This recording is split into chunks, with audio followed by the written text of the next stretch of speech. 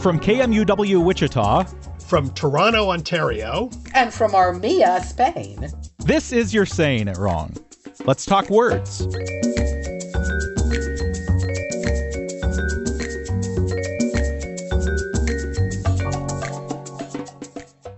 Bonjour, Kathy. Bonjour, Ross. We're going to talk French today, right? Bonjour. Bonjour. We'll speak in English, but we'll talk a little bit about French. Pourquoi pas? Maybe some Spanish if it creeps in there. This will be fun. But before we do that, we need to take care of still some business from the year that's left us, and maybe leave some words behind too. There are words that just need to be left in the past in 2025. Mm-hmm. Well put, Fletcher. We're going to do, would it be mot banni? Well, I guess it would be banished words in French. I don't know, really. Okay. Okay, then we're going to do the 2025 banished words list. Every year, Lake Superior State University, they go through, they basically pick 10 words that they feel should be banished from the English language, from the Queen's English for, quote, misuse, overuse, and general uselessness. So here we go. I just want to interject. These are they pick them from submissions. This is not like they go through stuff. These are, again, people writing in and voting and saying, get these words out, please. The first word they picked was cringe. Okay, I'm going to interject. Ross and I were not thrilled with a lot of these words. That's all. I'm going to start with that. Okay. Well, we're not thrilled with them getting rid of them. Is that it? Or we're not thrilled with them at all, Kathy? We don't think they were. They weren't. I don't think they were great choices. I mean, I agree with getting rid of them, but they seem sort of like, you know. Yeah, cringe didn't seem like a big deal to us, particularly getting rid of it or not. You know. I'm surprised. If you'd asked me, I would have said that was on their list last year and probably the year before. It's fine. It's here. People are using it. Yeah. So we have cringe. The next one was game changer.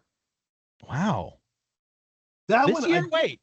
No. The game changer, when it really came up was in 2024 when Joe Biden dropped out of the presidential race. Well, when he had the bad debate and then dropped out of the presidential race, that was the game changer. That's when that was really around. That wasn't really around even this year. I mean, I realize we're not choosing words of the year, but why leave that in the past? Why leave that in the past? They're saying it's as tired as a well-worn cliche. It's only used now to describe anything remotely innovative. Again, it's like, do I love the term? No. Does it really rankle me? Not really. No, it doesn't seem that bad to me. I could see using it too. That's a real game changer, Kath. You know, I can see it easily. Yeah. I don't have any problem with it at all. Next word is era, which, well, I don't know. I mean, Taylor Swift era is over, that sort of thing. You know what's happening? You know what this feels like? This feels like all of the words of the year of 2024 coming back. And they're saying we should just get rid of them, probably because they were used a lot in 2025 for some reason. Era also doesn't seem so massively pervasive that we should get rid of it. I'm kind of with you guys on these. Let's just run through them because I'll bet we're going to have sort of similar feelings about most of them. Well, dropped. Next one is a good one, I think. Dropped. Yeah. Wait, good as in it's a good word. It's a good word, not a good word to get rid of. I think it's good that they want to get rid of it. No, this one, really? Everything's being dropped. I hate that. Like I dropped my video this morning. I dropped my book. I find it really irritating. It doesn't really bother me that much. Even that one does. I hate it. This one I'm not wild about. If you know, you know, IWKYK. I mean, internet slang again. It's like that's internet slang. It's fine. These seem so old to me. I know they do. Yeah. Well, next one is that's probably part of why they want to get rid of them because they've been around and maybe people are using them way too much now. I don't really see that, or maybe I'm so used to them that they don't really bother me that much when I do see them. I'm gonna just back up quickly and slightly agree with you on dropped. I don't think you should drop your book, but I think it's just fine if you're talking about dropping a record. Yeah. I think Okay, it's fine. but Yeah.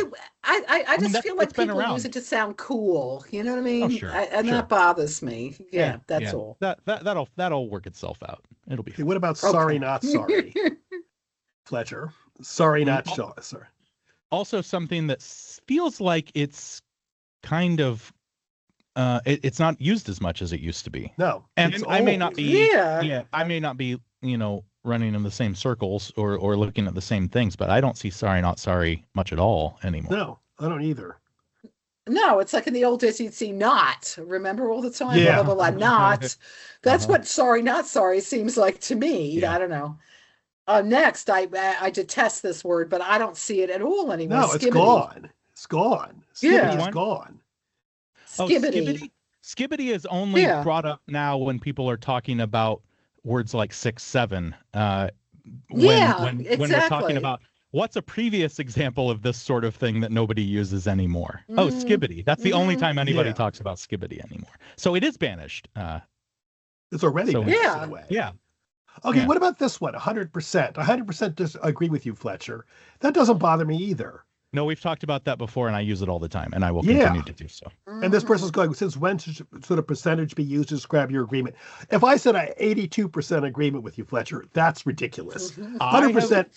Well, We've had this exact Yes. conversation before. Yes, And- Exactly. I was just going to say that. Yeah, I want to repeat that I do use percentages to talk about things. I'll say something like, I'm 72% sure on that. I And I was mean just I saying mean that it, darn today. I was saying and the problem is I correct myself. I said, I think I'm about 85%. I No, 82%. I do not do that one. I don't do. And that Oh, reminds me it's of the years worst. ago with when Star Trek with Spock. And Spock would go, there's an 83% chance of this occurring or whatever. And even then, it bothered me as a kid. I was like, how does he know it's 83%? I was right there with watching. Spock. I was watching a rerun, and they were talking about the odds of them like taking over something from the Klingons, and he's going like, "Well, the odds would be, to be precise, 64.8." It's like, how do you know that? It bothered me then, and it I bothers me live my now. life that way, Ross. Well, we talked last week a little bit about vibes, and you know what? Sometimes the vibes on 85% aren't right, and you need to lower it a little to 82%. That feels more right, okay? Exactly. Well, the or two of you, 83.4. I think you're both 100% wrong to use 82%. I love it. The next one is like always appears utilize versus Yeah. use. Hate I mean, it, that's hate like, it. okay, fine. I'm on board with this. Banish that one. Mhm. Get Me it out of too. here forever. And finally, the word is period. When people Okay. say blah, blah, blah, blah, blah, period, I don't have a problem with that. That's been going on for, it's fine, go back and find me the first instance of somebody using the word period in that way. It's probably a long time ago. This is not new. I don't like full stop, actually, though. That I Okay. do not like, because that to me is a fake Britishism. I don't care for full stop, Mhm. but I don't mind period. No big deal. Yeah. Utilize said is it- the one out of that list that I would banish. Mhm. I agree. Yeah, me too. I'm with Skibbity, you. too. Get rid of that. Yeah, but skibbity. Well, skibbity no one's using. I mean, that's Yeah. already banished. Yeah. So let us move on. Let's We got go, a Kath. listener email, right? It was an email from Cindy, and the email was entitled, which I adore, Le Pet Peeves. Oui. Ross lives in Canada, so he also knows his French. I do not. She said, if the title of this email swirled your brain a bit, you may share my pet peeve. When people assign the incorrect word for the or slap French and English words together, assumably in an attempt to be fancy. And fanciness is my big pet peeve. So Oh yes. I was all over this. I just typed pet peeve into the Google Translate to see what it came up with in French, and they gave me bête noire. Do you think that's right? I don't think that's really Ooh. right.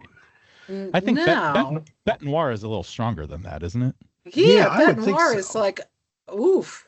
Pet peeve is like, Yeah. Although because they're saying, and looking at a dictionary here, they're saying it's something extremely annoying. A pet peeve Nah, I mean, a pet seems not extremely annoying, just sort of A annoying. pet peeve is having a piece of cat litter in your shoe.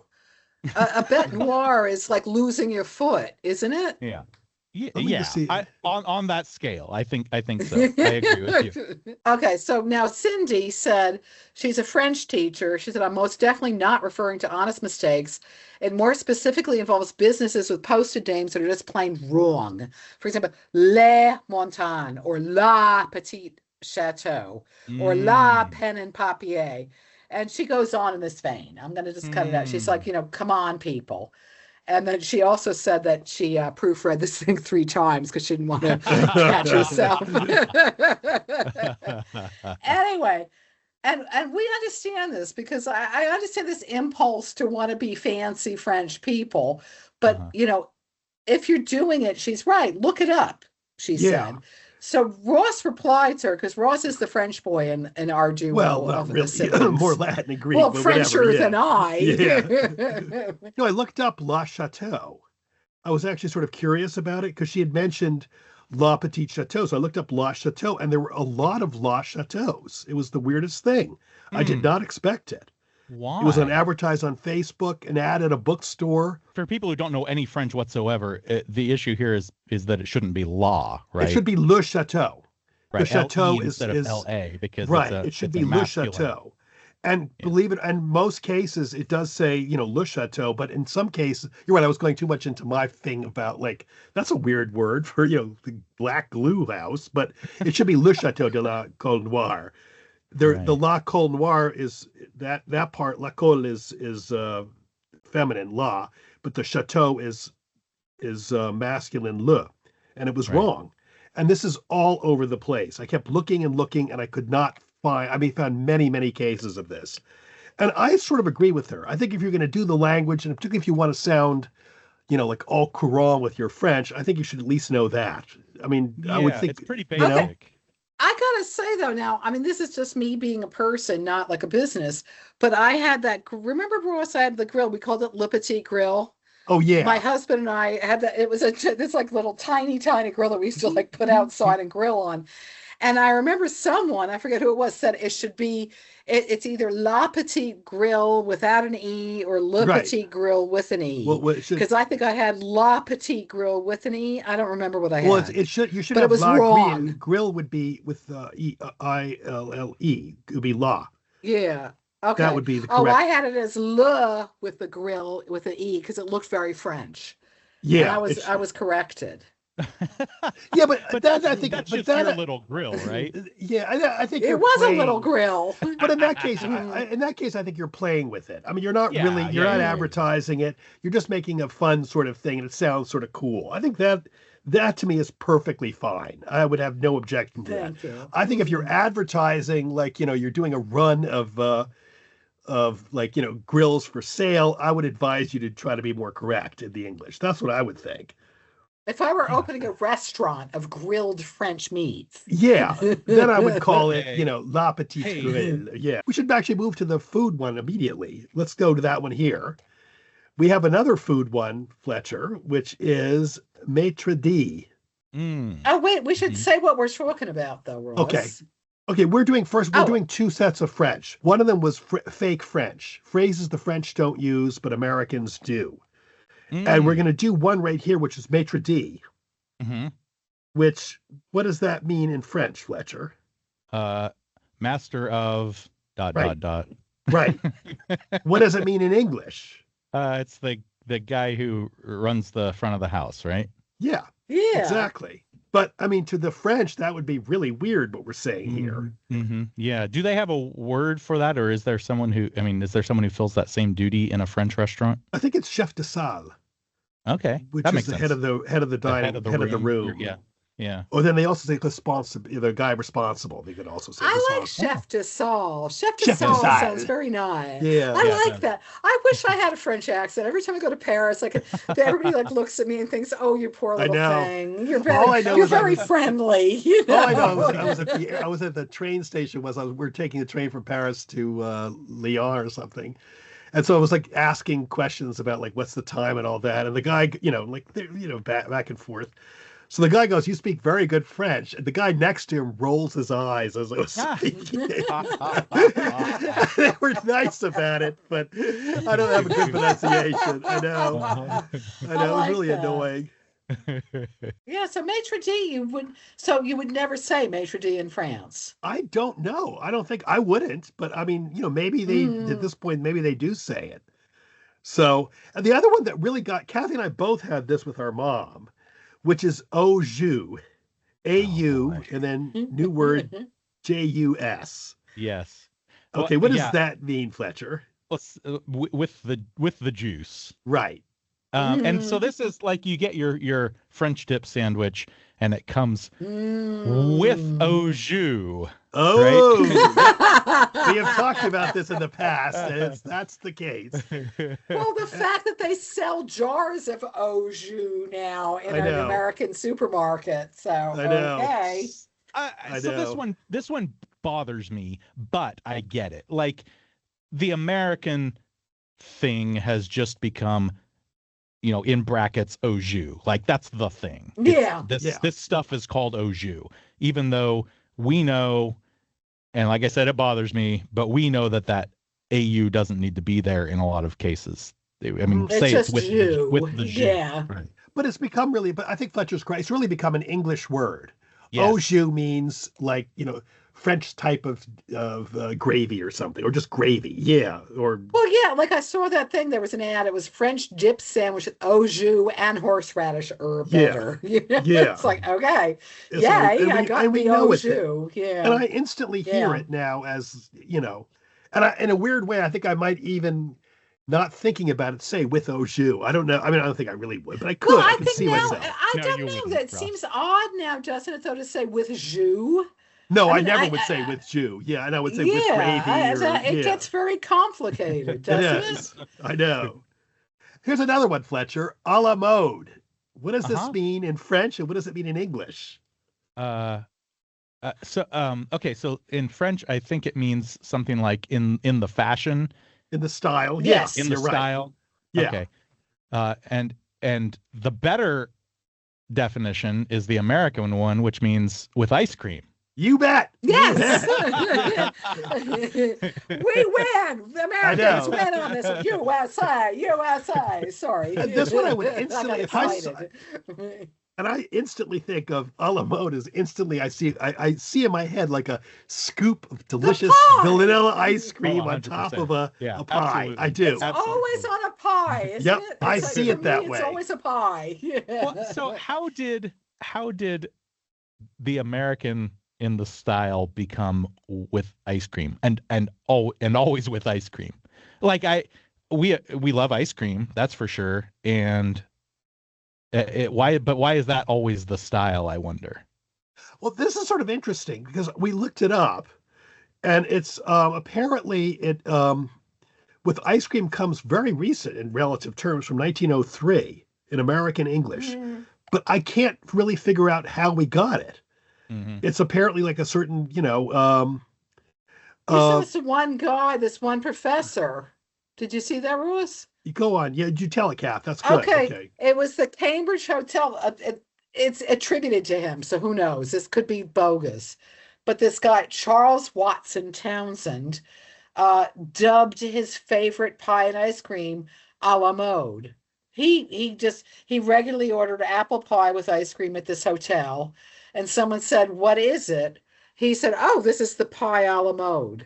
Does this sound bogus? It sounds kind of like, I don't know. It sounds like but one of I those, like it. Yeah, I like it too, but it doesn't sound, to me, it sounds fake to me. It sounds like one of those ex post facto things that we're going to do. It says then like that Delmonico, this is all New York. I mean, so who knows? Of course. That like then the manager added it because they thought it sounded classy, and then that was that. I believe. The classy part, I believe. I think that to me is probably the most logical. You take it like we're talking about au jus. And then we talked about the basically etymology of au jus becoming into English is, that. I think it has the same sort of thing. It's French. It sounds cool. Let's do it, I think. Yeah. Oh, here it is. Yeah, okay. It says Cambridge. I looked at Wikipedia, which we all can trust. And it says Cambridge. Like, I'm winking. Cambridge, Washington County, New York. Yeah, same thing. The guy ordered it, said it was pie a la mode, blah, blah, blah, blah.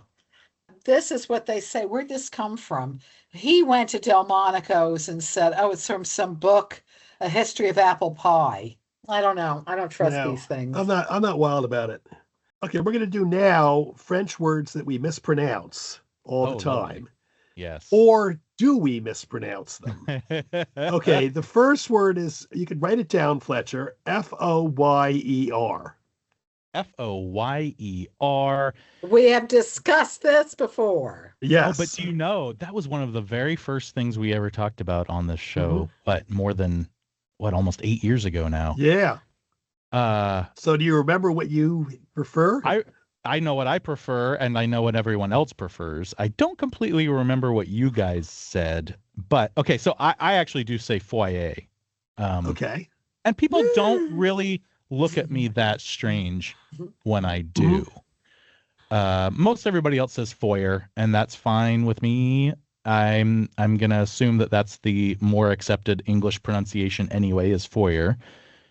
But I'm okay with either one. Well, apparently, there's some debate. Apparently, Canadian and British English prefers your method. American English prefers foyer. But there's like a lot of spillover. I'm not bothered by either pronunciation. I hate foyer. I'm sorry. I love you, Fletcher, but I detest foyer. Oh, really? Maybe I hate it.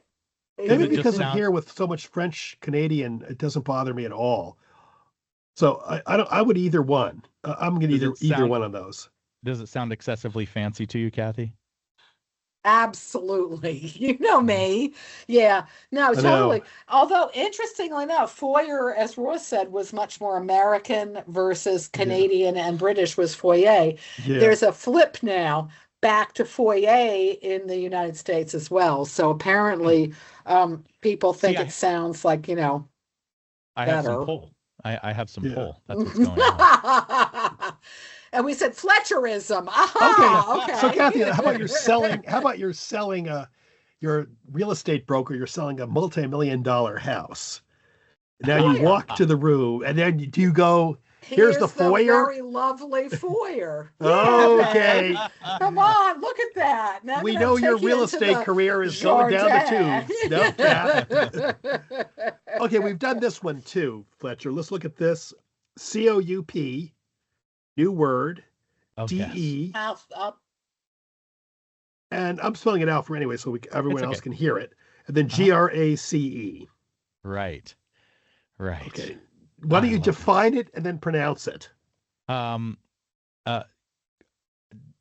coup. Okay. Well, I'm going to pronounce it first, because otherwise I can't really talk about it. It's coup de grace, and that is like the final blow, basically. The one that I don't know, cuts the guy's head off or something.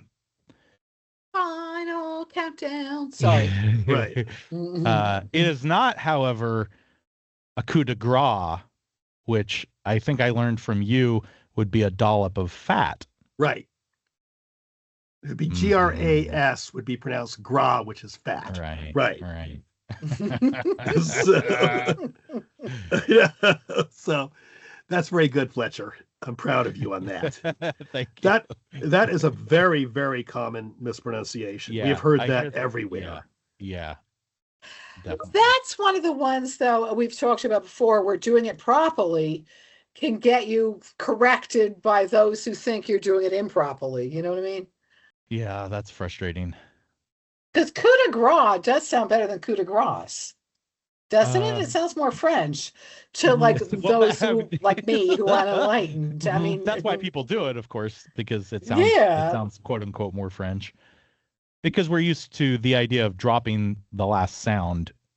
Right? Yeah, we automatically think it's like our mom would do that. With I was going to say, Ross, I was thinking of mom. I know, and she would always go vichyssoise like that, which is wrong. This is a mispronunciation. This is a one that's misspelled and mispronounced. Oh, okay. Well, Kathy has typed this in, and it has just popped up on my screen. Voila! There it is. And that's how I would say it is voila. VOILA. Voila. I can imagine all sorts of ways it might be misspelled, but I don't really see it misspelled that much. Tell me. Oh God, this is one of my like the hills I will die upon. It's problematic. I call it problematic French spelling, and it's like people hear voila, and they Voila. because they're trying to sound really French, Oh. voila, and Uh-huh. they spell it WALLAH, Oh no. WALLA.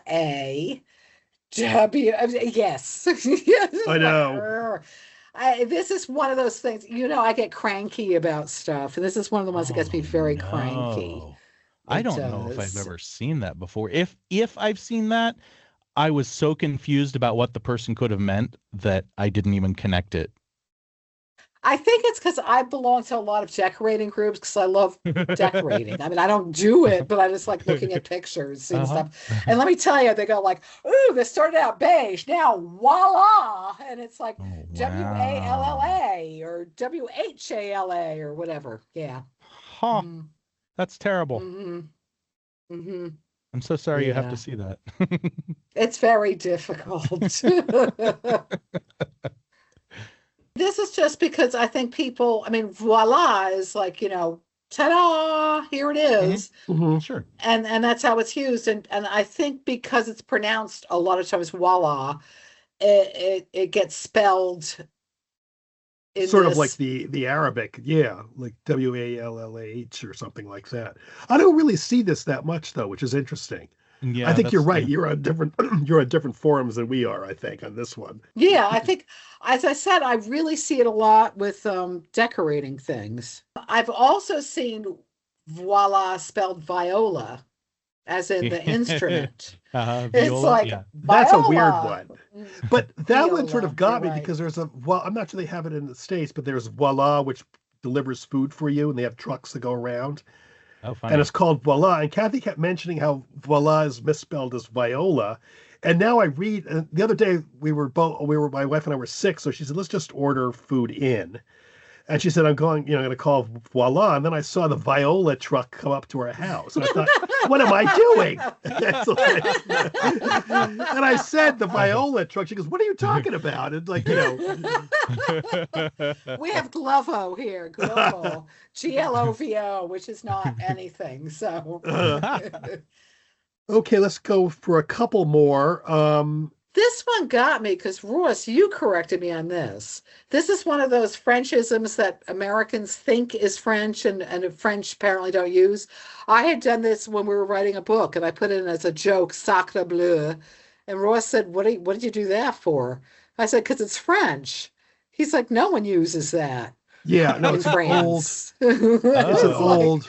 they do in Agatha Christie. I know. Yeah, that's at least the way we ignorant Americans pretend to be French, right? Yeah, I mean, but I mean, we also do that. Sacre bleu. I know. And do you know what comes from Fletcher? Do you know the origin Fletcher or not? Just curiously. Does it have something to do with painting? No, it's like Ah. bleu and Dieu rhyme. So you Oh, would say really? sacred God, oh Sacre bleu. God, or something like that. But that Uh-huh. was considered in those days sort of taboo. So you would say, Oh, it's like sacre we do bleu. that Oh, all the so time. it's- Darn it, it's like darn it in English or Cockney, whatever. Yeah. also. It's It's what? sacre Dieu. What, Kath? I said Cockney rhyming. No, not Oh, No, it's yeah. really more. It's more euphemisms Mhm. for like not being taboo. I think it's more like gosh darn it or that Yeah, sort it of thing. is. Mm. Yeah, You know, interesting. and Jumping it's- Jehoshaphat. Yeah, sacre Dieu would be but no one ever says that apparently. I mean, it's like or Zootalore. We also had no one ever says either. Yeah, that's I I know. know. It's like Ross is always like, really? I know. But I sort of. Hattie. Although, do you remember, Kathy, years ago, speaking of like mispronouncing or misusing pronouns or nouns and articles, do you remember le bleu et bleu? Yeah, see? Le bleu That's- et bleu. That's completely bad French. That Kathy, your friends said that all the time. No, I said it all the time. You said it. I I thought I thought a friend of yours. up. Oh, I thought a friend made it No, up. I didn't know you did. No, my friend who made it was Matthew. Made up the "Ferme la bouche," boom, boom, boom. Oh, that boom. was it. Okay. That was. Oh, what? But Kathy kept saying "les bleus et Le bleu," bleu et bleu. which is not correct, but it was always fun to say. And Cool. I still have it in my head all the time now. I had forgotten it until now. I don't even know what's going You're Saying It Wrong is part of the NPR network and is produced in the studios of KMUW in Wichita, Kansas by me, Fletcher Powell. Kathy Petrus records from her home in Armia, Spain, Ross Petrus from his home in Toronto, Ontario in Canada. Torrin Anderson composed our theme music, and our digital team is Beth Golay and Carly Cooper. You can find all of our past episodes by subscribing to the You're Saying It Wrong podcast wherever you get your podcasts, or by visiting us at kmuw.org. If you have a question for Kathy and Ross, if you'd like to suggest a topic, or you just want to reach out, you can email me at powell@kmuw.org or email them at kandrpetrus@gmail.com. You can also email us a voice memo of you asking it your question. You might get your voice heard on air. If you'd like to do the same thing by downloading the KMUW app, you can do that and just click the Talk to Us button. You can find all of Kathy and Ross's books pretty much anywhere you get books, and a handful of them are also available on audiobook read by the authors themselves. Thanks for joining us. We'll be back next week.